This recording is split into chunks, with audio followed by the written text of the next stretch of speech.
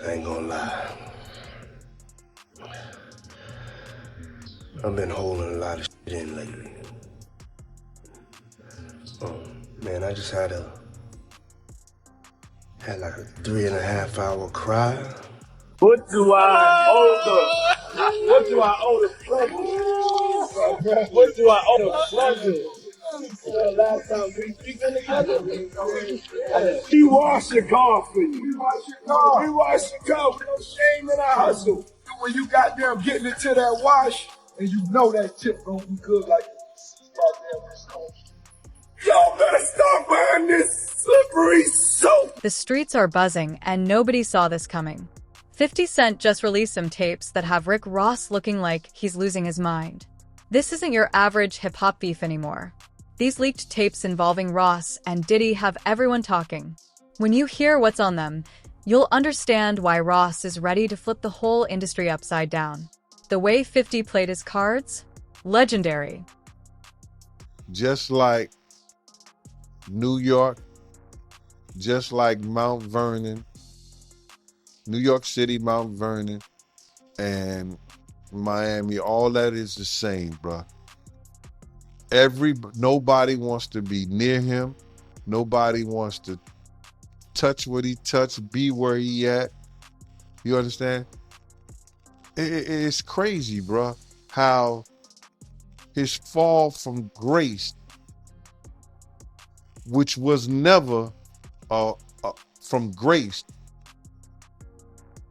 it's just like the devil just kicked him out of hell. Because he was never in nothing graceful and did anything graceful. You know what I'm saying? I don't care what you say about, okay, he did the music, he had the bad boy legacy and everything like that, man. But, you know, a few albums, a few people, you know, made to be famous, but they not here to tell their story. Black Rob, Biggie, Craig Mack. They not here to tell their story, bro. And now you got everybody telling his story. Yeah, and I know 50, he did a recent interview with US Weekly saying that the reason why rappers are quiet about, Diddy's situation is because they've been to his parties and they don't know what got caught on tape. Bro, those people who was caught at Diddy's party did not know that he had 250 tape recorders. Let me tell you, 50 Cent has been playing the longest game in hip-hop history. Back in 2009, when Ross came at him with that Officer Ricky stuff, most thought it was just another rap feud. But 50? He was playing the long game. While Ross thought he was winning with his flashy posts about Wingstop money and cars, 50 was quietly watching and gathering ammunition. Fast forward, and Ross was all over social media, promoting his business moves and feeling untouchable. That's when 50 struck. If you'd been following 50's Instagram the week before, you'd have seen the clues. Cryptic posts like tick, tick, tick. Then out of nowhere, 50 dropped the first tape. No build-up, no warning, just destruction. Within minutes, the entire industry was buzzing. They took that the feds found. So now with them finding all that and you being at a Diddy party, you know you may have done something that was caught on one of those tapes. You just better pray to God that they don't recognize you. Those people who know that they did something, no, they're not going to speak out. They're not going to say nothing. What part of the game is that? They are not going to come forward and tell on themselves. Nah, not at all. Ice Cube, he said it himself, bro. He said that Diddy's been targeted because of what he said about those folks and those people. Now, the people who was on those tapes may feel like Diddy might be targeting them. Because if he's asked about who is this, who is that, and he's under oath with the federal government, he got to tell them. He's not going to plead the fifth. Yeah, I know that got to be a terrible feeling, man. You know you did something wrong at Diddy party, and you hoping and praying that it's not caught on tape. But they don't think they did nothing wrong. That's their lifestyle. That's their lifestyle, bro. I ask guys all the time, if two men lay down, how many homos get up? What you mean? I mean what I mean. It's what it is. Reactions were instant. Industry execs called emergency meetings, PR teams scrambled, and everyone connected to Ross or Diddy went silent. This wasn't about diss tracks or old messages. 50 had been waiting for years to bring Ross down at his peak. Ross reportedly found out during a business meeting, thinking it was just another joke. But when he saw the footage, everything changed. Word is 50 has more tapes, and the first one was just the beginning. It's like 50 crafted a revenge movie with Ross as the unsuspecting star. Somebody in this story of things that seems more reliable than others, Race, is what I'll say it, just to protect my sources. But this source informed me of who these A-list celebrities are on these tapes that are being allegedly auctioned off online and through the networks. And it's put me in a little bit of a bind because I like to be fully transparent with the audience. I want to say things, but I also realize from what I'm told, because again, I haven't seen them directly yet. I haven't, and I don't know if I want to. Race, I want your advice on that too.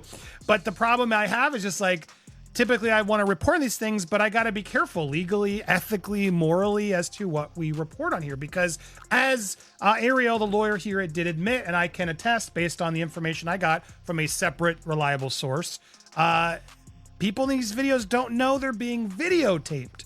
That's a big issue, Race, right? Let's start out right there. If there are people on these tapes that don't know that they were being filmed, is that okay to talk about and to share? Years, Ross denied doing business with certain people. But these tapes don't lie. 50 dropped footage of Ross in private settings, acting close with folks he claimed he never knew. One clip even has Ross casually bragging about deals he's denied for years. The revelations connect to old rumors about Ross's early days in the industry. Now, people are seeing a completely different picture. This isn't just a one-off scandal. It's shaking the foundation of Ross's career. I have a big problem with that, as do you, Andy. And you tend to be an ethical guy, and you're taking the high ground here. Notwithstanding the fact that you may have some significant information and reliable information. But the reality is that, look, I mean, if people were recorded non-consensually and you're the one to identify them, I think that's a problem, right? And I think anytime anyone has content, right? This is not an email. This is not a text message. This is video. And there's specific statutes without using specific language I don't want to get into, but everybody knows what we're talking about here. It's Diddy with this person. I'll say that. It's Diddy with this person. Actually, yes. Yeah. And see, the problem is, again, like non-consensually recorded, you've got a victim here who may not want to be publicly identified. That's the problem. That's the problem. And they have a right to proceed if they want to, whether it's criminally or civilly, without being identified, because we know what's going to happen. As soon as they identify themselves, there's going to be a bunch of people that come out of the woodwork who are going to unequivocally harass them and claim that didn't happen, and they're making stuff up. And there's the victims that we want to protect here. And that's significant. Well, it's interesting because here's why I wanted to have this conversation, because I know a lot of you are like, Andy, just say it. No, I'm not. Fallout has been wild. One industry insider said watching the tapes was like seeing someone's career unravel in real time. Ross's label reportedly held emergency meetings, unsure of how many more bombs 50 might drop. This couldn't have come at a worse time for Ross, who's expanding his business empire, or for Diddy, who's dealing with his own drama. With 50 sitting on more footage, the tension in the industry is at an all-time high. Ross's every denial was met with another clip, making it impossible for him to escape. Why we're not saying it, and why I think others haven't yet said it, Raised, because, again, legally, ethically, morally, it's just not right. Now, there's an argument I've had with people who are like, well, they knew what they were doing with Diddy. Like these were consensual acts. Like they knew, and he filmed other times. So I don't know what the big deal is. It's gonna come out. It's gonna come out is what I keep hearing from other reliable sources. It may come out, but it's not gonna come out via me. That's just to warn you all, because I don't think it's wise for us to put out something like you just. Ross's response was explosive. Early one morning, he went live on Instagram, pacing, ranting, and making threats. His team tried to intervene, but Ross wasn't listening. He even started sharing personal addresses and exposing industry secrets, alienating himself further as his social media accounts got restricted. Ross kept making burner accounts, escalating the situation. Business partners distanced themselves, and his reputation spiraled. It wasn't just about the tapes anymore. It was about how Ross was handling the baby oil that they took 1,000 bottles away from his house. If the government took 1,000 bottles of baby oil and somebody had things what appeared to be baby oil, and then you have to listen to the prosecutor. He said that they seized 1,000 bottles what allegedly to be baby oil. Allegedly to be baby oil. So that's telling people that it wasn't baby oil. And people think that that was baby oil, they out their mind. I don't believe it was baby oil. Yo, bro, when they went up in there, they knew what they was gonna find. They knew what was ever in that baby oil or that those bottles that appeared to be baby oil, they knew about that at first. You gotta realize 9 times out of 10, that individual that got caught at the airport, that was supposed to be their carrier, told them what they was doing and what they had. I wouldn't put him past that he told them everything. So when they went up in there, they knew they had to take whatever was out there, and that thing that appeared to be baby oil, they took that. They got to test every last one of them. Let's see how much, let's see how many of those come back to be baby oil. Bro, listen to me. Costco don't sell that much baby oil. Where you know sell that much baby oil? Yeah, I don't know any store that sell that much baby oil. I know Costco, they came out and said that they don't even sell baby oil. My sentiments exactly. But you personally, right, what do you believe was in the baby oil? If you ever seen a massage parlor being raided and they walking out the people, do they take the massage oil with them when they go?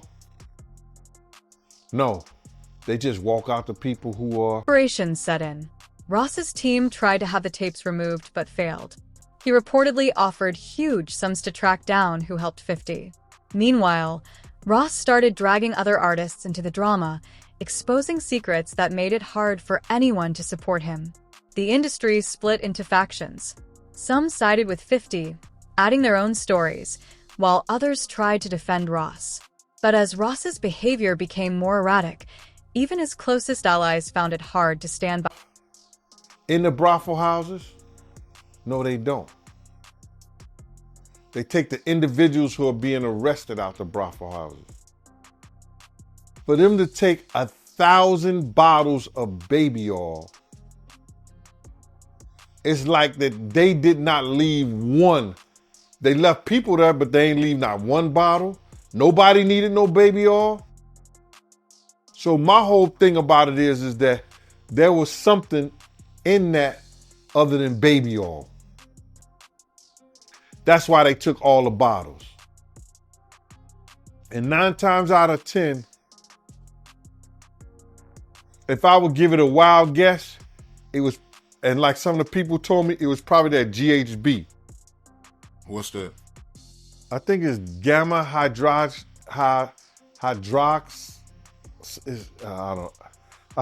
I looked it up, bro. Let me see. See if I can find it. I know this is just showing everything like that, but oh no. Let me. Yo, somebody tap dance or sing or do something, you know what I'm saying, while I'm doing this. Oh, here it go right here. It's gamma hydroxy butyric. What is it effect on the body? It's a euphoria, drowsiness, decreased anxiety, and memory impairment. It works on the nervous system and gives you this feeling of euphoria. So they take that and rubbed it on her, and you forget who you are, what you're doing. It can also give you memory loss, drowsiness, and that's under the DEA, the Drug Enforcement Administration. The drama exposed where loyalties truly lay. Artists like Meek Mill, once signed to Ross, started supporting 50. DJ Khaled, known for loyalty, stayed quiet, while others like French Montana posted cryptic messages. Even newer artists chose sides. Future played 50's Many Men on social media, and Drake hinted at loyalty in a cryptic post. The divide was no longer just about Ross and 50, it was about survival. Having activities together is what this is. And again, that's a potentially outing of somebody as well. You know what I mean? There's so many things here that happen in releasing of this private consensual moment that while salaciously everybody wants to know, and people are messaging me all the time, Andy, who's waiting? And it's like, I'm not gonna say, because there seem to be way too many things that these people in the tapes, whether consensual, whether they, whatever, didn't agree to put out there. And I would think that's a legal issue too for anybody who puts these out first, no? Yeah, you nailed it. You can't without the consent of the victim. That's the problem. Somebody thinks that somebody has no idea, right? You said, well, didn't they know they're being recorded? No. I mean, in these situations, the assumption is they did not know. And that's what we believe right now is the victims did not know that they were being recorded. If the victim comes out and says, okay, yes, I knew I was recorded, and a statement is provided, that's a different story. But of course, you don't know that. So you, Andy, probably can't be the one to break that ice and be like, well, this is what I heard and this is what I know, and so I'm going to say it. And there's all kinds of hairy legal issues on that, right? With privacy and intrusion on seclusion is what we call it. It's a privacy violation. There could be defamation implications. There could be criminal implications. So you're doing the right thing by treading carefully. And I think more people should do this rather than get into speculation. Now, if you see the videos, even still, right? If somebody takes the not to interrupt, but that's the question. Like, am I allowed to see these videos? Like, if I were to ask this source, show me the videos, do I put myself in worse legal jeopardy? That's another distinct legal issue, right? It's like you're watching something that someone didn't know they were being recorded of doing, right? And so it's dicey. It's dicey. Now, it would be different if you were an attorney and somebody's coming to you for purposes of defense or prosecution of a claim, a civil claim, or the filing, of some action to recover damages. That's a little different. But for purposes of, hey, look what I don't know that it's the smartest thing to do. I don't know that it's the careful thing to do. That's for sure. Or it's that it's the ethical or moral thing to do. Yeah, it's exactly. I'm not a lawyer, but maybe this source will show you, and then you can verify what we know. But here's the other problem. Even if we verify what we know, like as I watched what Ariel, the lawyer, got these tapes, and even again, I don't want to get into the details, any remote details that could help explain or allude to even more of theories that are out there, or debunk or confirm. But I will say, hearing what I heard, which again isn't confirmation, but hearing what I heard, it makes me dislike what Ariel's doing even more, because I think there are going to be people out there, if this information does get out in some way, that are going to deny that these people are victims, that they're going to try to say, oh no, they're just consensually thing and they were hiding this affair and yada, yada, yada. And I don't see it that way personally. I mean, and granted, I haven't seen or know, like this isn't somebody involved from what I've gathered in these tapes of them, doing it to others in a way, criminally, like we've heard in some of these suits. This is just, it almost feels like, again, if it's real, like blackmail material that Diddy keeps to sort of hold over these people's heads. And to me, that's awful to the people in it, whether they agreed or knew or whatever. It still just feels like that's no one's freaking business. And maybe they were doing it for reasons we don't know. Just because we saw it in the tape doesn't mean The tension reached new levels in the industry. Labels canceled meetings, studios avoided booking artists from both camps, and festival lineups were shuffled to keep them apart. Security budgets doubled as the threat of confrontation loomed. This beef revealed who holds real power in hip-hop. 50 hinted at more tapes, and everyone scrambled to stay ahead. The industry hasn't been this divided since the East Coast versus West Coast era. 100% agree. Like, let's let this play out in the legal realm. If you ever get Ariel on your show, I'd love to talk with her and have this conversation if she's willing to do it publicly, because I still don't understand what her role is in all this. You know, and I've heard at times broker, I've heard at times advocate for victim, and I don't want to judge what she's doing or not doing. I'd love to just have a conversation about it, because I personally don't get it, right? This is a very sensitive thing. Again, if this gets turned over to the feds and the feds bring claims and this is outed, that's a totally different story. But the feds do what they're going to do. Like what we talked about months ago on your show, right? When this first went down, we knew when hard drives were seized and things happened that, look, they're going to build a case. They're going to build a case that they think they can prosecute.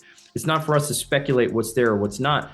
But to say, you know, you have tangible evidence of something on camera that you've seen and that it's being sold in order to protect someone, to avoid being publicly named, which is what even the lawyers are now admitting. It all feels really dirty and shady, man. The only person that makes sense that could buy this is the victim, right? If the victim says, I don't want this to come out. Yes, it was consensual, but I don't want it to come out. I didn't know I was being recorded. Give it to that person. Right, I guess, but you're right, because then they can actually own it. Maybe there is a version of this, and that's what Ariel's trying to allude to. You'll own it, and no other network's going to be able to buy it or show it if you own it and haven't given permission. I guess, is that maybe part of what they're trying to do here, in that the celebrity who buys it can actually then control it just from a clearance standpoint? Yeah, I mean, look, it still raises some legal concerns, right? Because let me say it this way. If this was a transaction, if this is a business transaction wherein the victim is then acquiring the exclusive rights to this tape or tapes, and that the person who recorded it is avowing that they will not use it, I don't know where that leaves P. Diddy and the feds, right? But they have an independent right to bring this stuff to light if it gets prosecuted. This feud has changed the game. Nobody's pulling out their phones at private parties or talking freely in studios anymore. The whispers say 50 still has more footage, and that's got everyone on edge. This isn't just about Ross or Diddy anymore. It's a wake-up call for the entire industry. Your past can come back to haunt you, and in today's world, nobody's safe. My business card was savoir-faire, security management, and everywhere. You know what I mean? So 50 did a song about that. You know what I'm saying? And he put that in the song. And some years ago, about a year or so ago, not even a year or so ago, he said that when he dropped my name, he said, yo, I got the savoir-faire. I got that from Big Gene. He been trying to tell y'all about this Puff shit years ago. But 50 was the type of dude that if you knew he was with you, he was with you. Even back then, he had your back whether you was security or whatever you did. If he was with you, he was with you. And that's what you gotta love about him. You know what I mean? You ain't gotta question his loyalty, you know what I'm saying, on some fight shit or if you in a situation. Cause he going out. Well, I guess you were hanging around him or knew him, right before he got shot. Well, what happened was that I had got some information. 50 came to my house. I tried to fit him on a vest, but I'm like, at the time I was like a 3X. And 50 was like a large, you know what I'm saying? So he couldn't really fit the vest, but I gave him a cover to try to tell him, because he had some pads, some vest pads. So I just told him what the situation was that I knew. And told him he had to watch himself because those cats was gonna come at him. You know what I'm saying? And he was like, yeah. And he was supposed to be going to Cancun. And I told him, if you come to Cancun, I got you, because I used to be down there doing security at Daddy-O's. You understand? And I had people down there that I had knew that was from Puerto Rico, and they was working down there, so they should make sure when I hit the island, anything and everything I needed, I could get it right there on the island. You understand? They worked directly with the syndicate. So 50 was supposed to come down there to do a show, and he didn't make it because they had shot him up. I don't know if he was coming in the first place, but he was supposed to because he was paid half the money to come down there to perform How to Rob an Industry Cat. And when was the next time you seen him after that?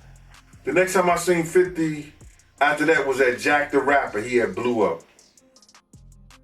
He had blew up, man. He was like, you know, he was this dude and everything like that. And I was sitting in we was in Puerto Rico, and I was sitting by myself, just chilling, and he had his whole entourage with him. He came directly over to me. He like, yo, Gene. I was like, yo, what up, Fit? I said, what up, 50? He said, what's up, man? He said, yo, put his hand out to me, and he grabbed my, he said, yo, they can't stop what God got planned. Went on about his business. And then he blew up crazy. Crazy, man. Yeah. How do you feel about 50 going so hard at Diddy with the documentaries and, you know, man, what did he do to 50 that made him hate him so much, man? That's crazy. Well, I think it's just, you know, you got to look at it like this. 50 was writing a lot of shit that made a lot of money for Diddy. And he knew back then in the day, he didn't know what he know now, but Diddy was robbing him. You understand? You know, bringing those kids in, say, yo, like, yo, here, write this verse for me, man, for this, stuff like that, and giving them $5,000, you understand? Or $10,000, and you making $100,000 or $200,000 or maybe $2 million off of it, or $1 million, whatever the case may be. See, people call that good business. That's not good business. That's taking a person's talent, using it for your own self-indulgence, and not giving him what it's worth. When you could have been teaching these kids, you could have been helping these kids, and maybe these kids would have been helping you at the point you are right now.